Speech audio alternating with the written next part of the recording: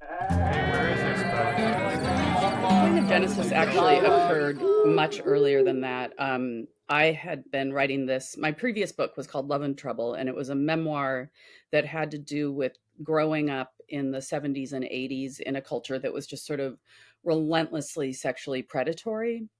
And so I was writing about my own experience as a young girl, and it was kind of a formally experimental book, and one of the forms I used was an open letter to Roman Polanski, who's not someone I know, and it's a memoir, but I was using him as a kind of stand-in. He's sort of the example of the predatory man of that era because of his rape of a 13-year-old. um so I was writing about him at length, and I was researching him at length. I read the girl's deposition. I learned all about the trial.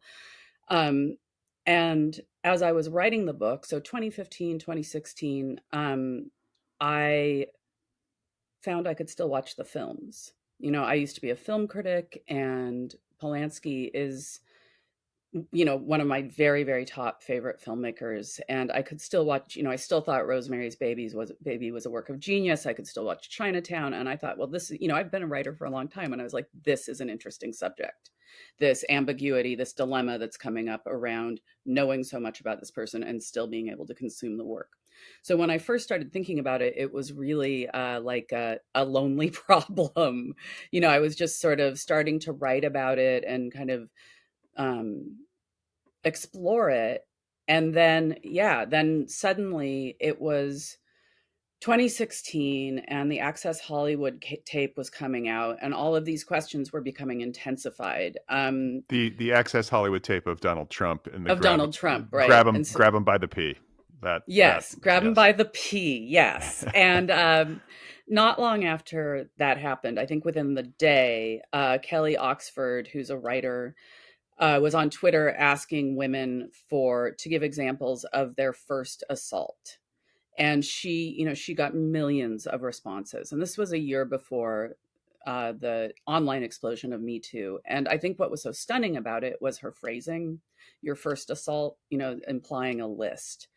So that was a really interesting moment in the sense that you realize that of course that people are undergoing sexual assault all the time, and these things are going on all around us, but to have it evidenced in that way where you're just looking at it unfold on Twitter with this huge litany of these first assaults.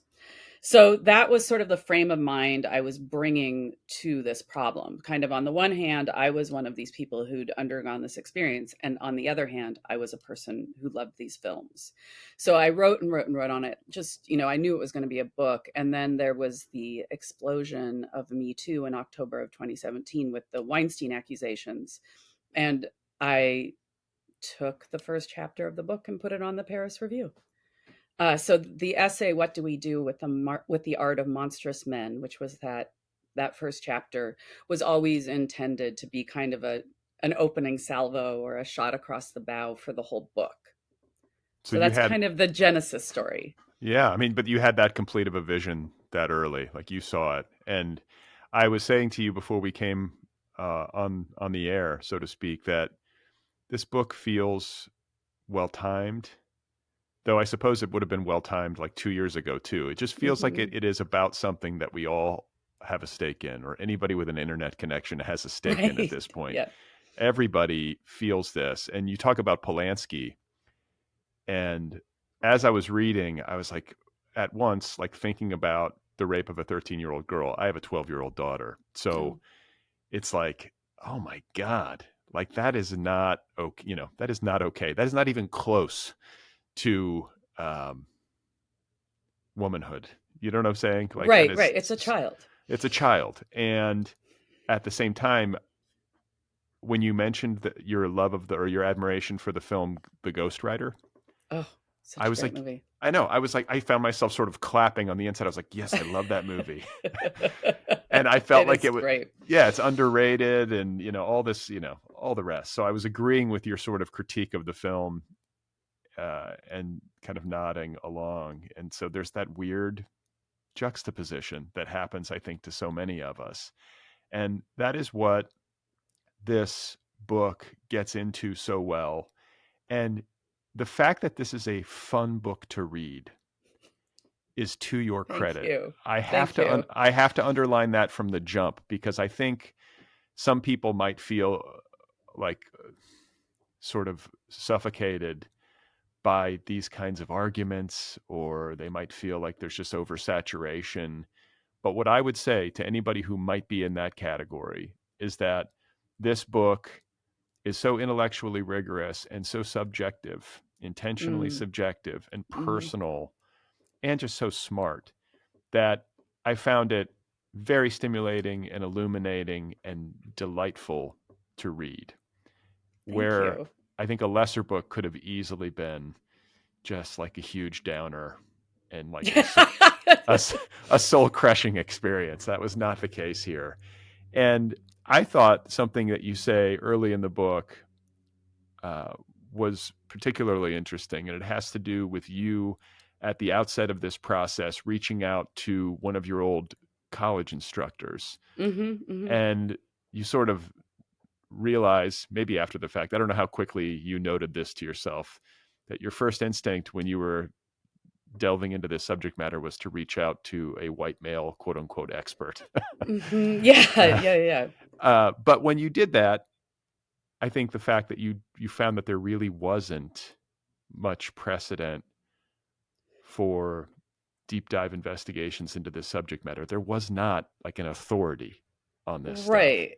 Yeah. And I mean there people have certainly written about this and thought about the separate, what's sometimes called the biographical fallacy. The word fallacy is the clue that that particular point of view thinks that we shouldn't let the biography imbue our perception of the work of art, or the idea of separating the art from the artist. There's certainly been people who have written about this.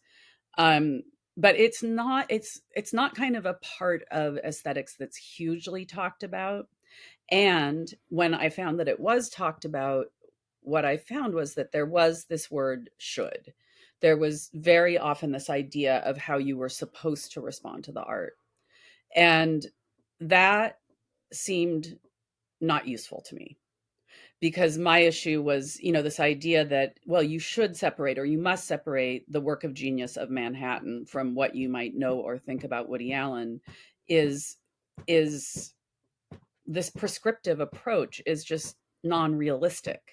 It's not what happens. It's not that I want to feel a way about Manhattan. It's that I do feel a way about Manhattan. And telling people that they shouldn't feel a certain way seems not very sensible to me.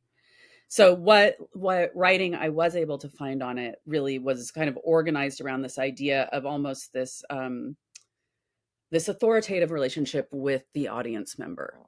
And it really made me realize, I write in that same section, I talk about reaching out to my professor, and he wasn't able to really, my former professor, he wasn't really able to help me. And he gave me kind of a list of various people who, whose biography colors our experience of the work. But I realized that what I was interested in was the audience. And I wanted to write this kind of autobiography of the audience and what the audience's experience was. Not what it should be, not what some idea of what everyone ought to do, but what was actually happening when I was consuming this work, and knowing something that I knew about the maker. There was something that you kind of imagine on the page, which I found very funny and relatable, and that has, and I'm referring to this online calculator, this wish, because I think I've had some semblance of this same wish, where there's like some place you could go online, some website, you type in a person's name, and it sort of Hmm. computes for you all the shitty things they've ever done versus the greatness of their work. And it gives you like a number or some sort of Spits it quantification. out. Yeah. Yeah. Yeah. Like it's okay. Like the greatness of the work versus the shittiness of the person. It's sort of like, okay, you can watch these films because Woody Allen, I just in a recent episode was having a conversation about my skittishness, and yet I have affection for some of the early films. I love Crimes and Misdemeanors. Hmm. He's a great filmmaker, right? Yeah. Made some great films, some great performances, and I've read biographies of him, or Hmm. one Hmm. biography I remember years and years ago that really like opened my eyes. I didn't. this was like the year 2000. And I was like, Mhm. oh, like I didn't realize there was all this uh, darkness. Mhm. And so I kind of was clued in. And then I think there was the Maureen Orth Vanity Fair piece. Right. Right? Yeah, I Okay. think So, I can't remember what year that was. but I followed it. And then though, I remember, obviously there's the story that Dylan, his, or, the daughter who accuses him of molesting her and taking in those accusations. But then there's like the Bob Weed, one of his defenders and friends, who's been very online about defending Woody. There's the Moses, the son, Mhm. who wrote like an essay that, like, if I'm being honest, when I read it, did give me pause. I was like, whoa, like this is really well written. And Mhm. then I started to like doubt myself. I was like, I don't really know these people, and yet Exactly. I'm litigating this. And then I was talking to my literary agent, I remember, and I was kind of doing much the same that I'm doing now. I was sort of going through the paces, and she was like, Brad, he did it. Like Wow. she was like so certain. I mean, I think Wow. so. I don't know. It's like, where do you I land on that? And then if I'm to say I'm not going to watch Woody, he's a creep who molested young girls. It's in his work. He talks about his, like, we're pretty clued in just by watching Manhattan. But if I'm going to sort of cancel him out, and yet I'm watching Marlon Brando, who did plenty of shitty things in his life, like, where's the Right. line? That's the question. Yeah. Yeah, and I think that there's so many things I want to respond to in that. I want to hold on to that idea of canceling someone out, and we'll come back to that. But first, I want to say about Woody, one of the things, just very specifically about that particular problem, even though I know we're using it as a lens to look at the larger problem. Uh, so for me, I was really careful about not talking about the Dylan issue in the book, and except for mentioning that other people had brought it up, because I don't feel it's my job to litigate it. And it's such a mess. And I was in this Allen versus Farrow documentary on HBO, talking about the experience of watching the films, and they asked me, like, do you think he did it? And I was like, I'm like a person who watches, like, what, how would I know? Like, I'm Right. not going to speak to that. I don't know. But what I do know is that, for me, Woody Allen became a problem much, much earlier than that. Like you're saying, in 1990 or the early 90s, I can't remember what year the Soon Yi story broke. But for me, as somebody who had grown up with so much sexual predation, and like has a really beloved, not, I mean, he wasn't my stepfather at the time, he was my mom's boyfriend, so kind of similar setup, and he was certainly my parent, so really mirroring the story. It was like, this is horrible, this is a horrible thing to do. And it wasn't that I made a decision like, oh, this thing with Sunyi freaks me out and therefore I'm going to cancel this person. The What happened was that the work was complicated, like, and there were still works in the 90s that I loved. Everyone Says I Love You is just a bonkers, bananas, great, weird movie, and I was able to enjoy it, but it wasn't without this darkness in the experience. So it wasn't, this idea that I'm going to cancel you as this sort of decision. It was an experience of feeling that the work had been changed. Yeah, I had that. I mean, yeah, I had that too. I will watch. I'll be flipping channels or something, and I'll see an old movie, and there'll be this mixture of nostalgia, some admiration, and then that kind of icky feeling of not only like, ooh, you're thinking about what he possibly did, and then you're also like questioning your own morals and ethics for Yeah. sitting there watching it.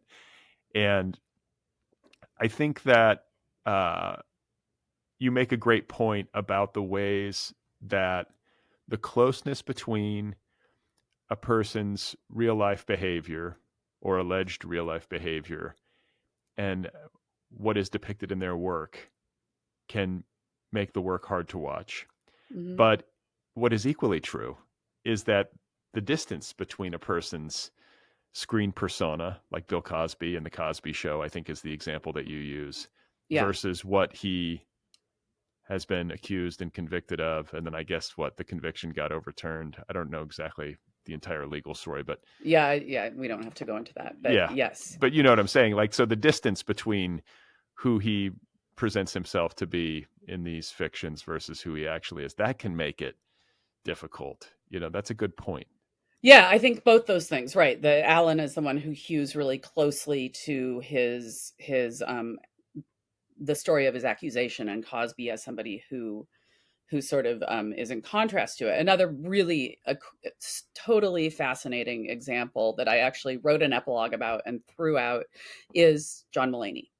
That's an incredible story. Like he just had a divorce, and maybe maybe he had an affair. I don't know. But all of a sudden he was the subject of just this super negative scrutiny, not last summer, but the summer before, I think it was. And a lot of that was because, and there's reasons to be fed up with John Mulaney on the front of, I mean, on whole other subjects, but this idea that he was this nice guy who then suddenly turned out to have a tumultuous, you know, addiction ridden, complicated personal life that was so in contrast with his persona. The whole story just unfolded in such a crazy way. I don't know if you followed that story. A little bit, yeah, a little bit. Yeah, It was like the Olivia Munn, like kind right. of love child or whatever, but it happened Hmm. like like a month after he got divorced or announced that he was getting a divorce. Right, which is just gossip. Like it doesn't, we can't just monster people for having lives, right? Right, But right. I think in that case, one of the reasons it was so inflammatory was because it was in contrast with his extremely, sweet persona as a comic. Well, he's very buttoned up. Hmm. He's the guy in the Hmm. nice designer suits. He wears a tie on stage during his act. He's got his hair Yeah. is always cut short and like perfectly.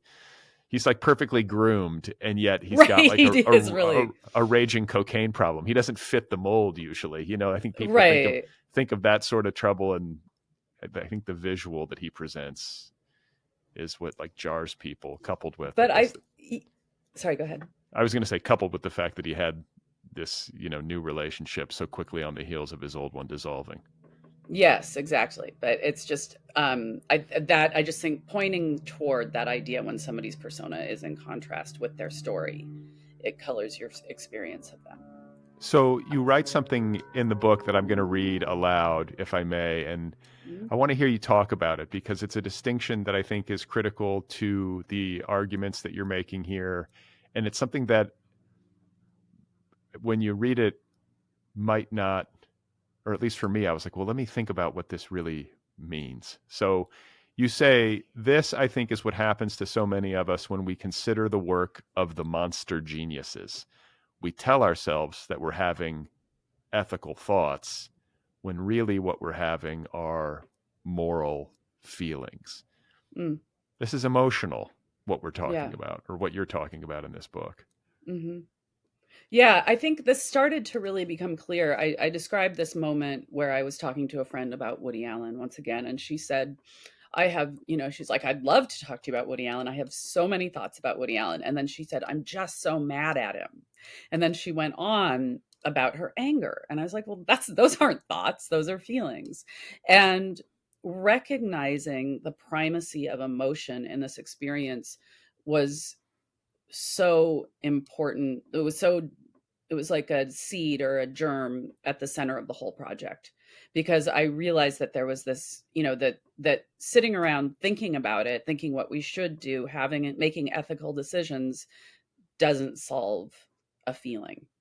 So on the one hand, don't try to solve the feeling with an ethics, but on the other hand, if you're having feelings, like it's good if we can acknowledge that they're feelings, right? And that they don't have to determine everyone else's ethics. Right. Right. I mean, it is so personal, right? Our relationship to a work of art. And something that I loved when I read it was this line: consuming a piece of art is two biographies meeting. Mm, And just the issue of biography in general, its primacy in this age when mhm, it comes to how we relate to creators. mhm. We know so much more about everybody these days, or at least we have some facsimile of knowing because of social media and the internet and the access that it provides. Yeah. Whereas when I was a child, when you were a child, there was so much more mystery. Hmm. you really had to go searching to find stuff out about your heroes, whereas now you just pick up your phone.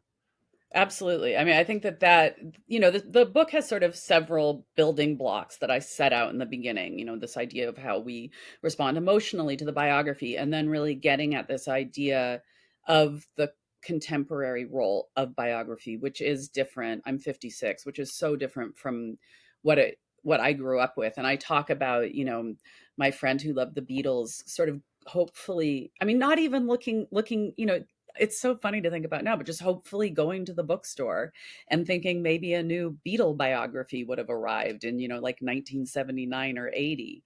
There's not even a way to kind of look that up, right? So just sort of sitting there waiting. And I describe art as like as sort of hurtling through outer space and landing at your feet. And I mean, we had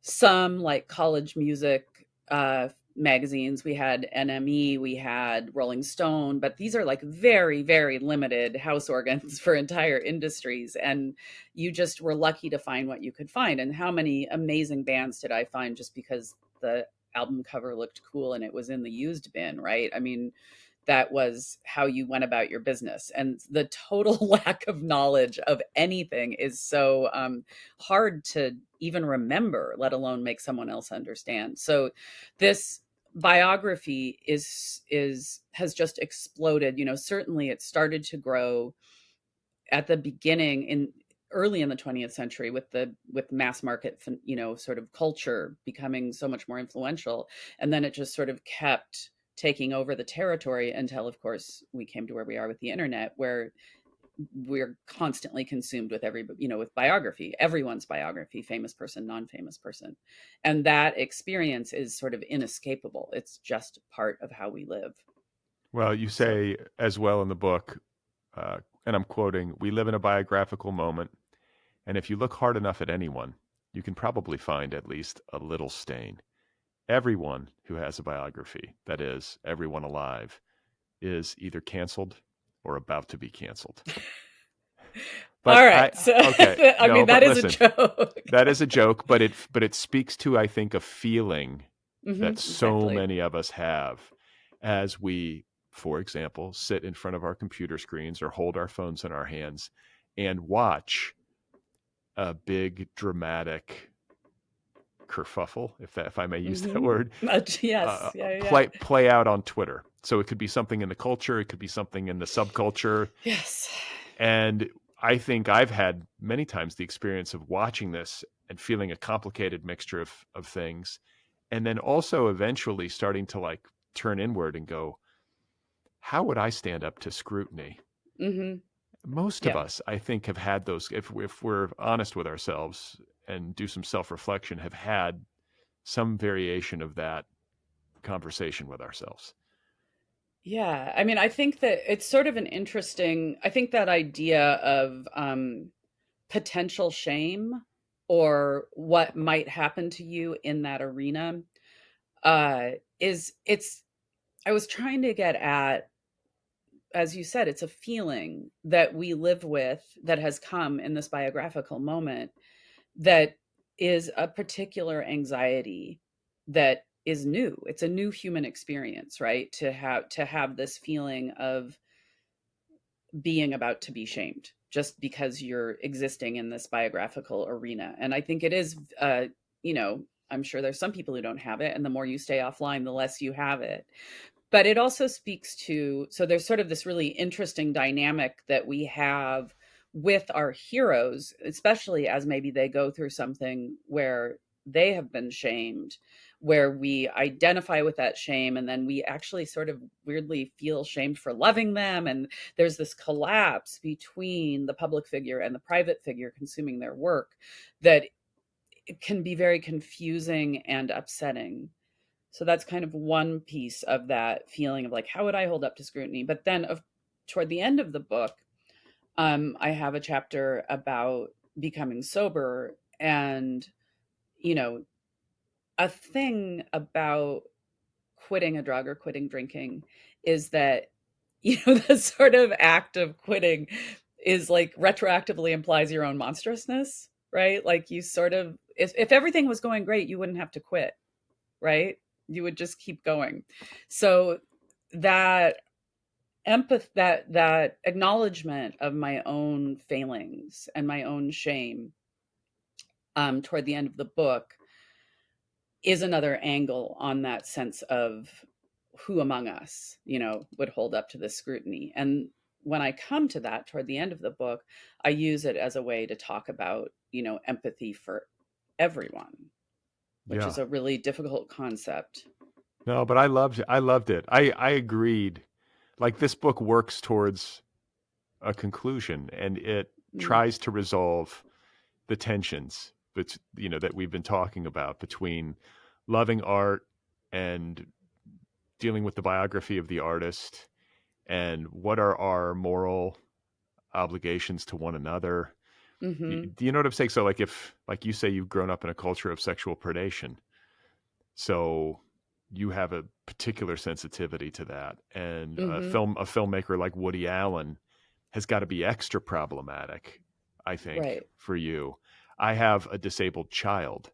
Mm. So what I've noticed in my life is that when somebody uses the R word, as we call it, like somebody Mm. says, "Oh, that's retarded," Yeah. I feel that a lot more than I ever used to, if I'm being Yeah. Yeah. honest. Yeah. And I Yeah. never use it, and I used to, if I'm being honest, when I was Mm. younger.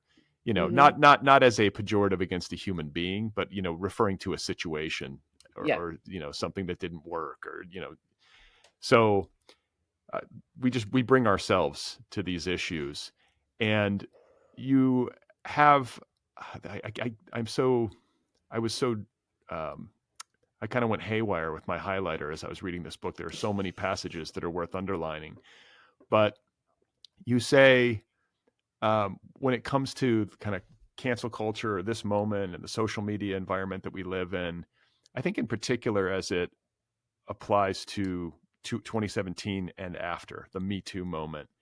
Mm-hmm. Um, you say this trade off is depressing and maybe even inhuman. And the trade off I think you're referring to is, you know, to people being canceled and having to engage at this level Mm-hmm. constantly. Mm-hmm. The trade off is depressing and maybe even inhuman, but to my mind, it's the bargain that's on the table right now. Mm. Some people endure shaming, deserved or undeserved, so that some other people can say what happened to them.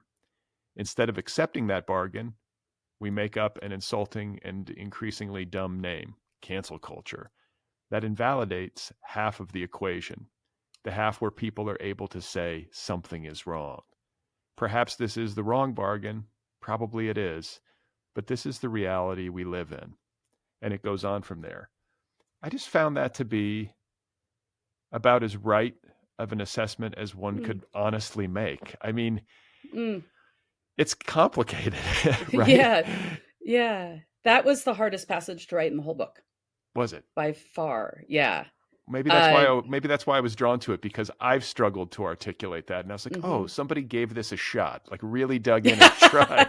I I really tried. Yeah, Yeah, I think it's, this book, if you were to be unkind about it, you could say it equivocates or wobbles. But the book is really intended to operate like a book length essay, right? Like I'm sort of taking this problem and I'm walking around it and simultaneously trying to build a trajectory, as you say, toward an attempt at a reconciliation of these various forces. But I am a person, a thinker and a writer of deep ambivalence. There's a lot of ambiguity in this book. And that is where I fall naturally. That's why I'm a more essayistic person, though I have my polemical moments, to point my finger. Uh, and I think that what was hard in the book, I'm coming around to why that was the hardest paragraph to write.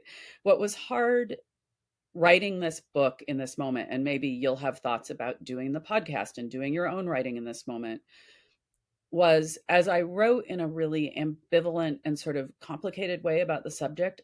It took me 5 years to write the book, or six, and I came to this moment a couple years into the project where I was like, am I just afraid? Am I afraid if I take a specific stand, I'm going to get destroyed on Twitter? Am I equivocating? ass covering. I mean, let's be real. That's what we're talking about. And it was the most important moment in writing the book because I had to really think about giving a nuanced and balanced perspective and whether it was honestly what I thought or if it was something I was doing for the bad faith reader. Hmm. And, I don't know if Melissa Febos has this incredible interview she did. I think it was with Poets and Writers, or I can't remember where it was, but she talks about trying to teach her students to write for the good faith reader. Right. Her students are sort of paralyzed sometimes by this inability to write in the Twitter era or the whatever it's going to be next era. And she said, you have to put the bad faith reader out of your mind and just write toward that good faith reader. So I had this sort of come to Jesus watershed moment where I had to ask, like, am I dancing around this out of fear, or am I really engaging in this very gray area, which is what I actually think? And so that was great because I didn't come out of it sort of reflexively taking a stronger stand just to prove I was not scared. It was like I recommitted myself to writing a book I believed was true rather than worrying about any of that other stuff. So then there was this work that took a really long time of going through every sentence in the book and saying, is this true? Do I believe it? Do I believe it? Do I believe it? And there was one spot that was just a squidgy, you know, messy, muddy swamp. And it was this realization that I had to say what I thought about this whole concept of cancel culture. Yeah. And it's sort of buried I mean, I feel like I lead up to it in a chapter in a way that really makes sense to me, but it's not a defining point in the book. It's not a mission statement of the book, but it took me a year to write that one paragraph. Yeah, I can imagine. And what it makes me think of is what we started with, relative to the points of origin for this book, and how, I guess it had begun for you earlier with the Polanski, uh, essay that you were writing. But I'm thinking of the Trump era. Hmm. I'm thinking of the Me I'm Too era. sorry. Yeah. Yeah, how emotionally loaded, how historically rare and tumultuous. It's a lot to process. Like like, just to take Me Too as an example. Like, I will, as a man, white man, be observing, usually online, accusations, public litigations, cancellations, whatever you want to call it, and feeling emotional about it. Hmm. How could you not? You're sort of along for the ride and you're watching it in real time. And what you're absorbing oftentimes is anger. And Hmm. often it's righteous anger. It's an Hmm. anger born of like deep injustice, and it's appropriate. But we all know, like, from being online, like, there are different kinds of anger. And anger can be a blind emotion. And this is what I've said to myself. I'm like, this is a process that we're going to be going through. Like, we're going through a time of big cultural change, Hmm. and there is going to be there's a lot of pent up anger and frustration and hurt. And Yeah. so it's going to happen. And for the most part, except when I'm trying to like babble my experience of what this is like for me, I feel like my job is to sit back and let it happen. Uh, and I don't know when it's going to end. But Yeah. do you know what I'm saying? Like, Or I don't, how. yeah, or how, but like, I think that it's, considering how much was previously unknown. You think about that Kelly Oxford thread, my first assault, and how many millions of responses it got. If Hmm. there is that volume of pain out there, then there's just going to be a kind of reckoning process, and it's not always going to be clean and simple and tidy, right? Yeah, I definitely. I think that for one of the reasons I'm grateful that I didn't publish this book in 2017 or 2018, I mean, we've just been through so much history since the time I started writing this book. And I don't write about it in the book, but my experience of the George Floyd protests, my experience of, my whole coast catching fire, like there's been a lot of really destabilizing and experiences that have made me think about where I fit into the story and what other people's pain looks like. And I feel like I don't necessarily address that. Well, I think I do address that directly when I'm talking about the idea that everybody's bringing their own subjectivity to this question. But I feel like living through that opened me up to the idea that there are multiple other experiences, all of which bring their own subjectivity to it. And that my perspective, my feminist liberal perspective is not the sole perspective, that it's just as non-central as the white male perspective, that there's a lot of other perspectives.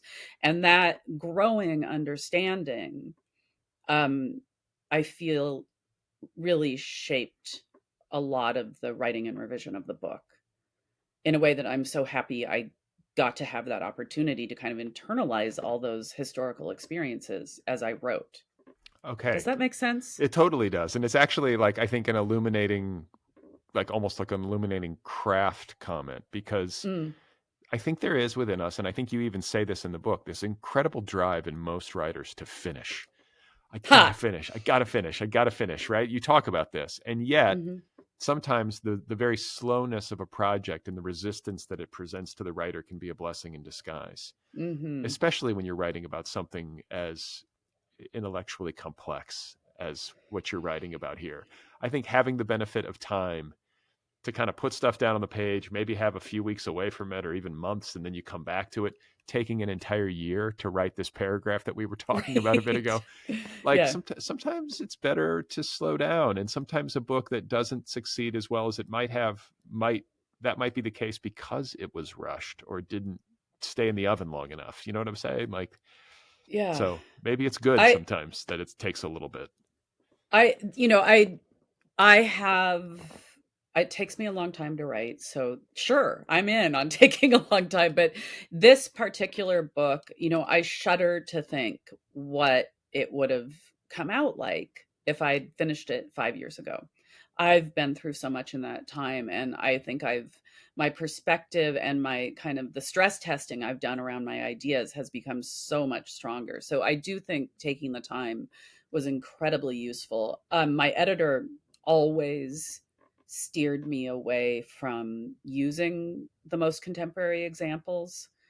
She's like, this book is not to keep caught up with each and every new accusation that comes out. Um, and if I had, that would have sort of done the inverse of what I wanted the book to do. It would have kept putting the focus on the artists when I really wanted to keep putting the focus on the audience experience. I, I So, yeah, I go will ahead. just interject, because along these lines, something I noted as I was reading the book is that there are a couple of moments where you use, as a way of illustration, of illustrating your point, Kanye West.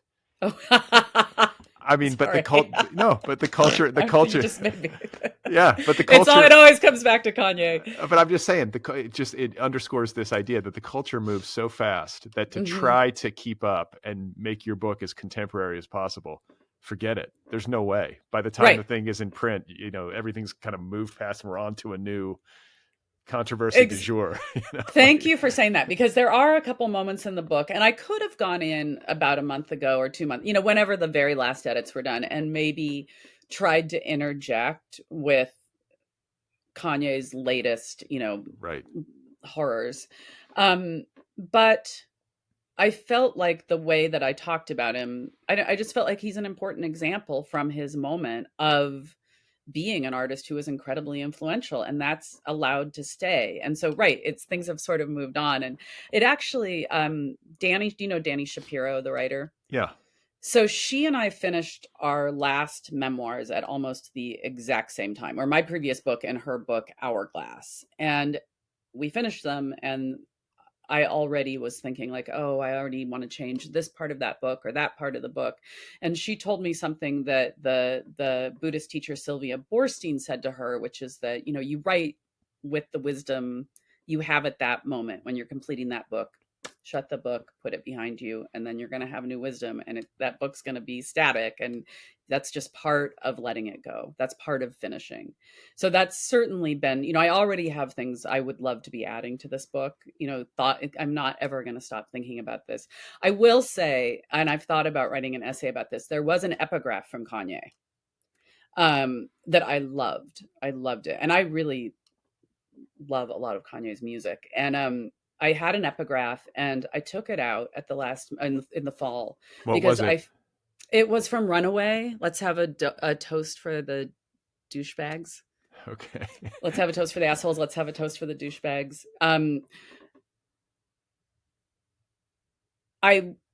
Because I think that song Runaway is incredible on his self-indictment and on his understanding of his own monstrousness. I mean, that's what's amazing in some of his work is really incredible at that self-reflection on his own failures. It's memoiristic in that way. But I felt that to put a Kanye quote, with Clarice Lispector and I think Shirley Hazard in the front of the book is a kind of ironizing. And it's not for me to be ironic about Kanye. I'm not a person who's been, who's one of the people who's harmed by Kanye's speech, right? And it's not my place to kind of include this in a sly way. Like, no. And so that in a way has to do with an audience choice as well. Like I'm not the right person to be the ironic audience for Kanye. I'll leave Yeah, that to someone else. I totally get that. I'm also thinking like, wow, thank goodness you were able to get that out before the book Oh went to my print. God. It could have easily gone to print, Hmm. but if it went to print like 6 months ago, then you probably would have been stuck with it and you would have had to be explaining, or Oh my God. you might have, but it's like, how can you possibly keep up or predict what people are going to do or say, especially as somebody Yeah. as mercurial as Kanye West, And I was already having doubts about it because it's like, maybe this is for a Black person to think about using. And it's, given what his history has been over the last 3 years, and it's not for me. So it really made me think about what my stance is to an artist as well from my own background and my own perspective. Hmm.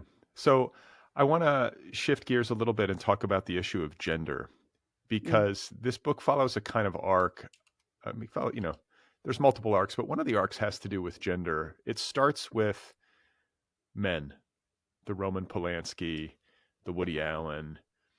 There's like a long list of male monsters. We live in a patriarchal society, so of course there are going to be more male monsters than female monsters, and then you get into the issue of male monsterhood and how it differs from female monsterhood generally in terms of like what are mhm, the transgressions which tend to define it. And so male monsterhood might be, sexual abuse. Female monsterhood tends to be with um, walking away from one's children, you mhm, know, refusal to nurture or something. I forget what the mhm. exact phrase was you Yeah. used. But I think it's a really interesting part of the book is navigating this issue of gender. And then I think the ultimate narrative that the book travels is that it gets more personal as it goes. Mhm, And you start to really look at yourself and mhm, how you kind of figure into this puzzle. So, can we just talk about the ways that, like, the male genius, like the Hemingway and the Picasso, have mhm, gotten kind of a pass, at least mhm, in the past? They often get a pass. And if they're really, really gifted and they make great art, mhm, we can almost excuse any behavior, or at least we used to, um, mhm, versus what women tend to be up against when it comes to navigating the tension between motherhood often and the desire to be creative and make art. mhm, I When I was reading those parts of the book, I could not help but think of a conversation that I had, I think it was last year, maybe 2 years ago, with Louise Erdrich. mm, And she was describing to me the circumstances under which she had worked throughout her career, writing brilliant books, building this mhm. incredible oeuvre of work, and writing on napkins at like a Denny's, because Right. like kids are screaming just like any time Mhm, of day. Like there's something extra heroic about mhm, a woman working and being a mom and doing Mhm. all of that work as well, and still getting it done. Like, my goodness. Yeah. Yeah, yeah. Um, yeah, I think so.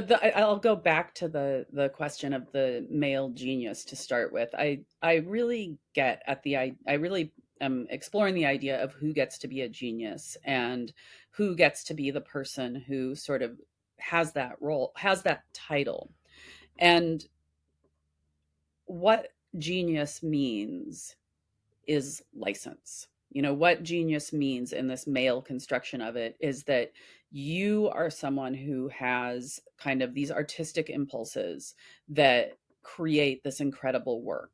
And if the impulses create the work, then you sort of get a pass to do, if there's these good impulses, then there's these other impulses that we sort of give geniuses a pass on. Um, because you don't want to sort of quash that person's freedom.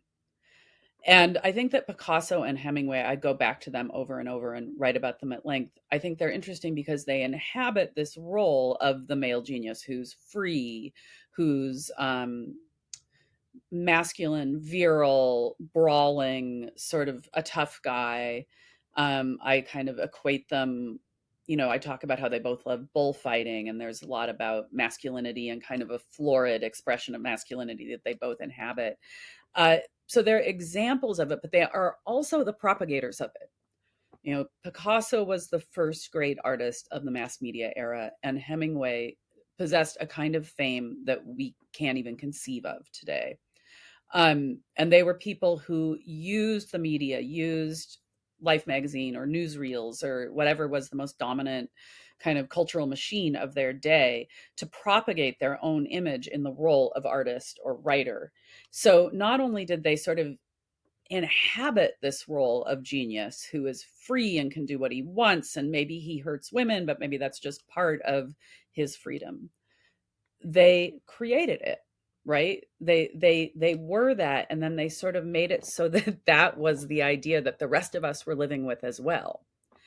uh and that escalating notion of male freedom, you can see it build throughout the 20th century and gain this kind of flowering expression in the rock culture of the 60s and especially the early 70s. By the way, I don't mean to interrupt, but that was The a very interesting comparison, or the line that you drew from mhm. Hemingway and Picasso and that sort of mid 20th century master male genius thing to the rock stars of the 60s and 70s. I had never thought of it that way before, but you argue that the rock stars of the 60s and 70s and 80s are like the heirs to the Picasso and the Hemingway archetype. Yeah, there's this idea in yoga of transmission.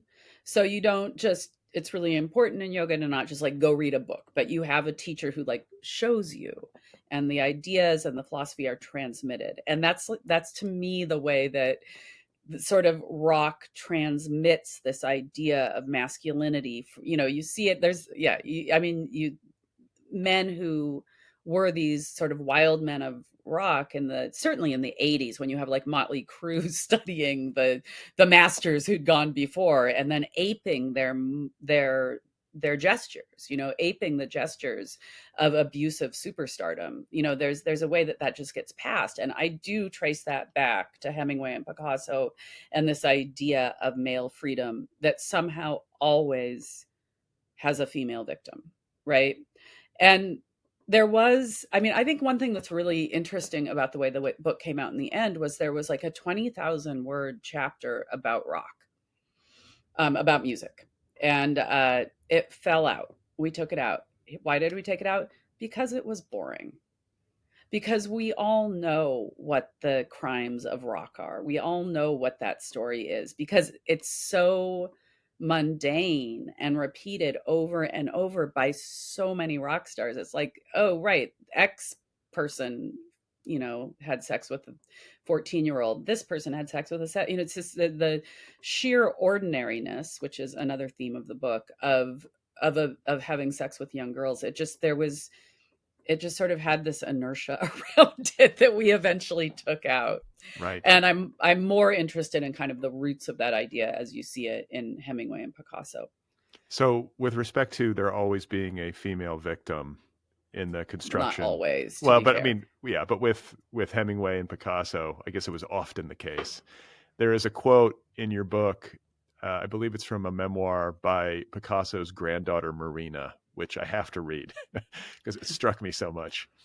Marina, Picasso's granddaughter, wrote in her, eventual memoir, quote, and this is about Picasso's relationship to the many women in his life. He submitted them to his animal sexuality, tamed them, bewitched them, ingested them, and crushed them onto his canvas. After he had spent many nights extracting their essence, once they were bled dry, he would dispose of them. And I wrote this down in my notes. And then below, I have my own parenthetical where I write, "Love you, Grandpa." Like, imagine writing such a thing about your own Oh, grandfather. grandpa. I mean, good Lord. But, there we have it. I mean, if you really get into the weeds of the relationships that Picasso had with women, what else do you come away with? It's not entirely crazy to think of writing a passage like that. They were really ugly, often very ugly relationships. Yeah, and I mean, you see the same thing with Hemingway. These kind of, and I touch on that, but just these abuses have generational effects, and that's something I don't talk about that a lot in the book, but that was something that in my last book, Love and Trouble, it's about sexuality in midlife and sort of how that reaches back to my experiences as a young girl and growing up in that culture. And I was really trying to get at the way that an act, an abuse, can have ripples that go on for decades and make you who you are. And I think that you see that, sort of in these dynasties from Picasso and Hemingway, that there's these an act can go on and on and on. Hmm. So that, I mean, I think that freedom, that male freedom to behave in the way that Picasso's granddaughter described, contrasted with what women sort of get in trouble for, which is not taking good enough care of the children or leaving the children. And it was interesting publishing the first chapter of the book as a standalone essay. There was a really interesting response. There was some very, very cranky feminist responses, which suggested that I had conflated, Harvey Weinstein or Louis C.K. or somebody who had done something, you know, fallen into that category, with women who were making art and not taking care of their children or taking a break from taking their children, and sort of comparing them or making them the same. And so in many ways, I'm really, I'm so glad that I was able to get that feedback early on, because what I was really trying to say was, here's one way that these people are seen as not okay. And also, how do we internalize that feeling that what we're doing is wrong? And I talk about mothers who leave their children, feeling guilty, feeling monstrous. I did an interview with Leslie Jameson recently, and we were talking about, going away on a business trip to not be with your kid. And she said she always frames it like that, a business trip, as opposed to going away to write or going away to work on a writing thing, because somehow that justifies the absence. And there's all these sort of mental tricks you're doing to make it okay to go do your work. Right. So it's a feeling of monstrousness, and sometimes an accusation or a perception of monstrousness for women for the failure to nurture. Well, yeah, I mean, then you quote that the line from Jenny Offel's novel Department of Speculation Hmm. about wanting to be an art monster and thinking about the Yeah. ways in which men are allowed to be, quote, art monsters and women are not. There's also the line that you quote, which I have heard many times from female friends of mine, of like, "I wish I had a wife." That's very Right. common in the culture right now because Hmm. I think, what it implies is that having a wife would be having someone there to support you so you can go be an art monster. And, Right. Right. Yeah. Go ahead. but you also get in to the weeds on the issue of failure to nurture. You talk about I think the examples that you draw most prominently are Joni Mitchell and Doris Lessing. Hmm.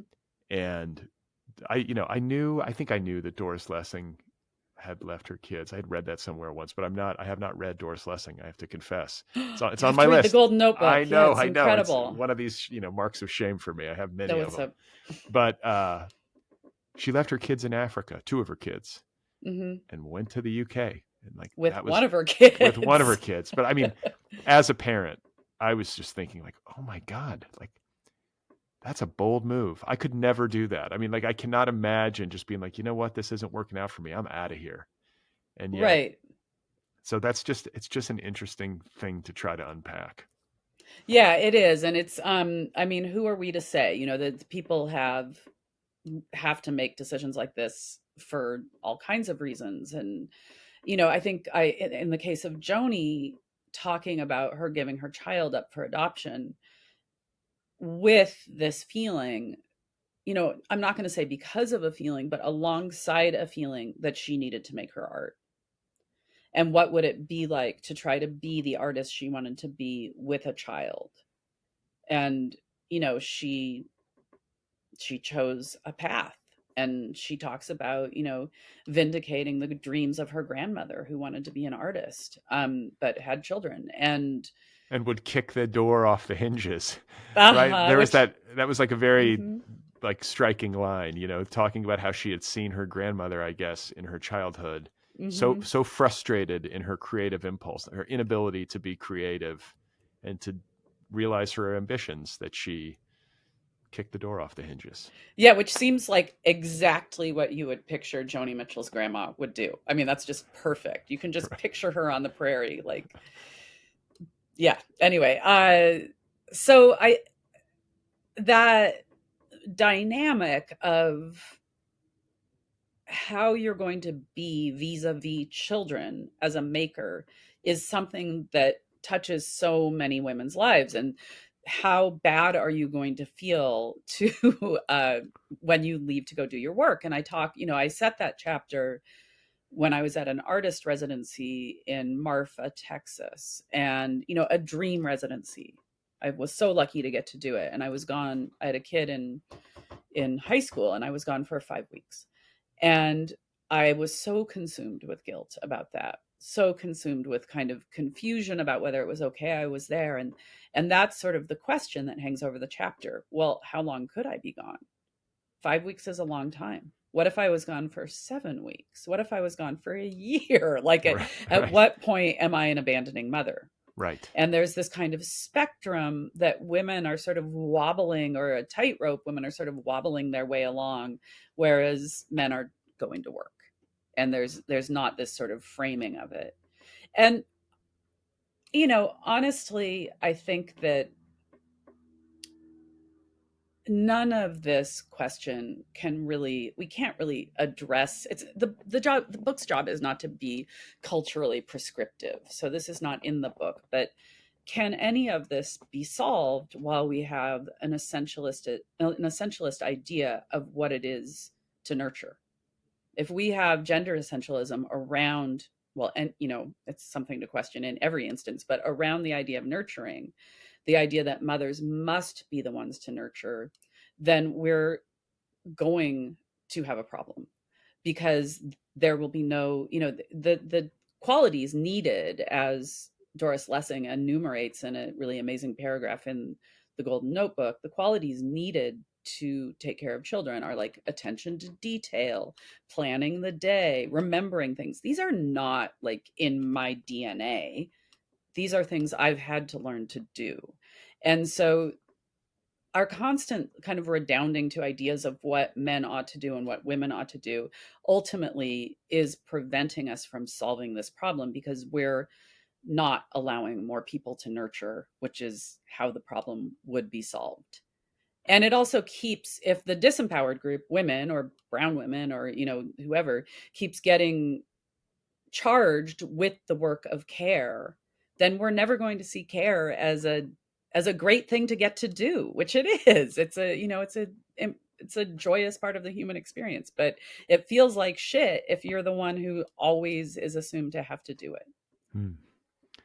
So So that was a little bit of a polemic, but whatever. no, no, no. And I think that, there's a lot like that section of the book is really fascinating, and you do a lot of very honest wrestling. That scene, the section where you're in Marfa, that I found admirable, where you're really like sort of dissecting yourself, like, Hmm. oh, like you say, what if I was gone for a year? Like what? Like where Yeah. is that? Where is this line? And how do you? It's an interesting question how we relate to ambition. Mm. I have such a complicated relationship with ambition. I don't think it's necessarily a great thing. I suppose it's about what you're ambitious for, but like even worldly ambition to write a great book, for example, which you talk about. What does that mean? I'm like, is it Right. self-aggrandizing? Like how does it mean it's a bestseller, or does it just mean it's great? And who has to say that it's great in order for me to feel like my book is great? And does this make me happy? And like, I'm going to die. Is this the appropriate use of my time? All these questions Right. that come up. But, your book goes into all of this stuff. And it does, as we've alluded to, work its way towards your attempt at a conclusion and like a synthesis of all these different arguments and contexts and situations that I found as a reader deeply satisfying. I'm grateful to you for having taken on this difficult task. Thank And you. yeah, the place that I would like to end up is uh, in a more personal and creative place. You've touched on it a little bit earlier, but I want to ask you about sobriety. Hmm. And there is a section in the book about like the redeemed monster where you get into Raymond Carver, who Hmm. had, I believe you called it like a luminous final act where he finally Hmm. quit drinking and found a sort of peace. Uh, is this the first book that you've written as a sober person? Yes. So what my question is, what's the difference? Did you notice one in the actual composition and the day to day? Like how has your creative life Oh, changed as a result of getting sober?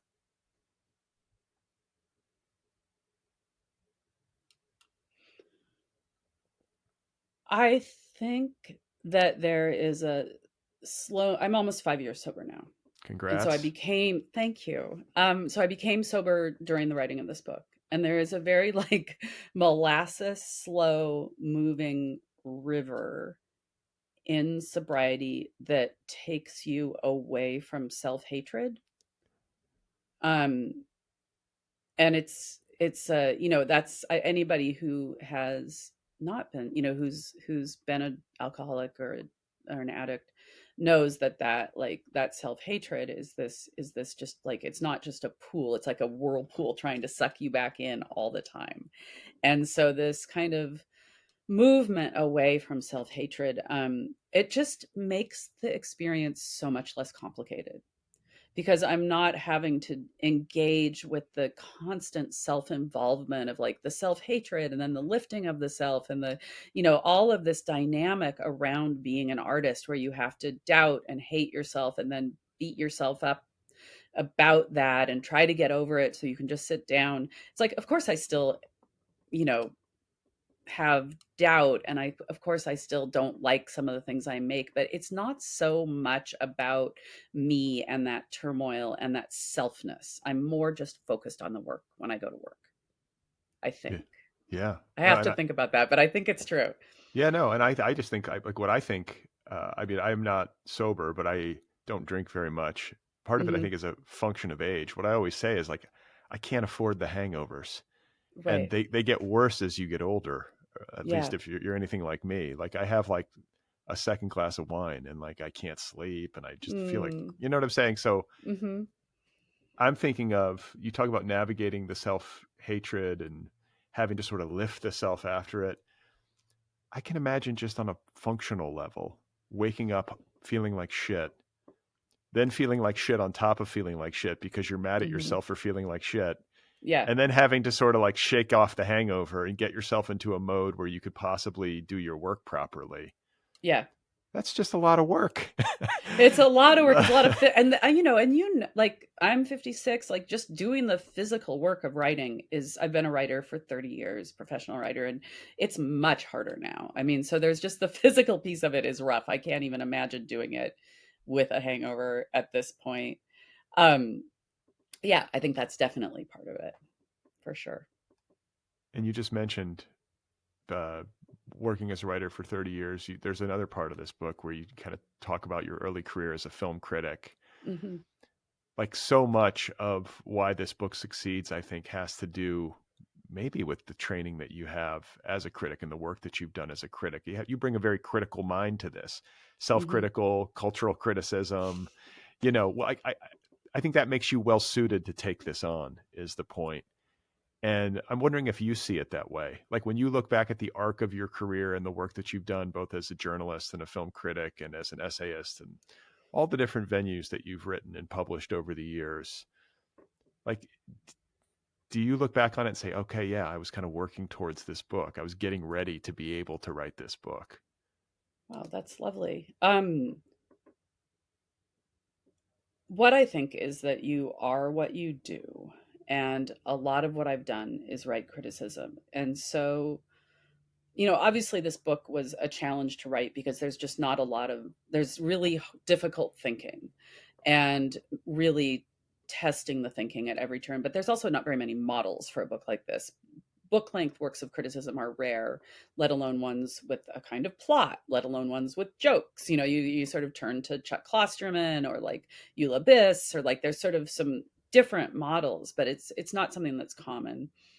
Um, but I think that, what I did have was this facility with criticism just from having spent my life doing it. And so when I was reaching for the language, it was there because it's you are what you do, and I'd been doing it for a long time. So there was this, yeah, I could say that's true.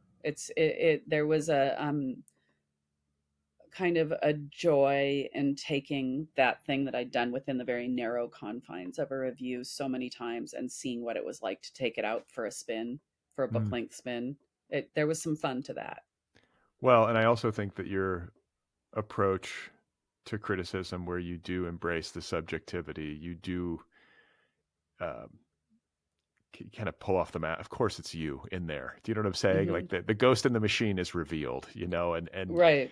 it's such a, I think, instructive way to approach criticism. I was clapping kind of internally as I read. I was like, yes, Mm. this is what I'm hungry for, where somebody really kind of implicates themselves on the page. That's what makes criticism interesting and kind of puts a little bit of themselves into it.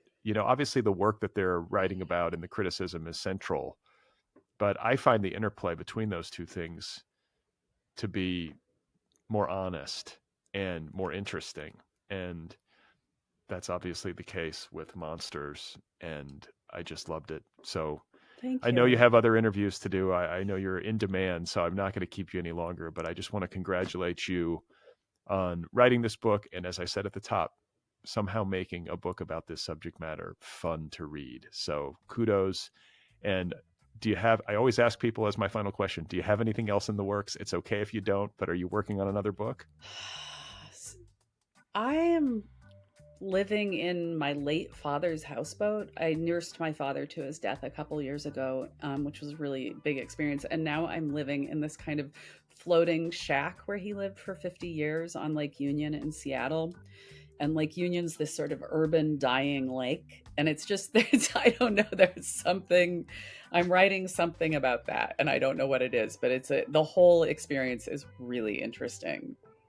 So that's what I'm writing about. The only thing I would add is that I don't think Urban Dying Lake is the title, but I'm just going to tell Well, I you. will say I've brought a couple of these ideas to my agent, and she's like, "Huh, yeah, keep working on that. Like, go." Well, hey, But it's got to evolve, right? These things that's take right. time. That's right. Well, I will eagerly await it. And again, my congratulations and thank you for taking the time to talk with me. Thank you so much. It's just been a joy to talk, and I really appreciate your reading of the book.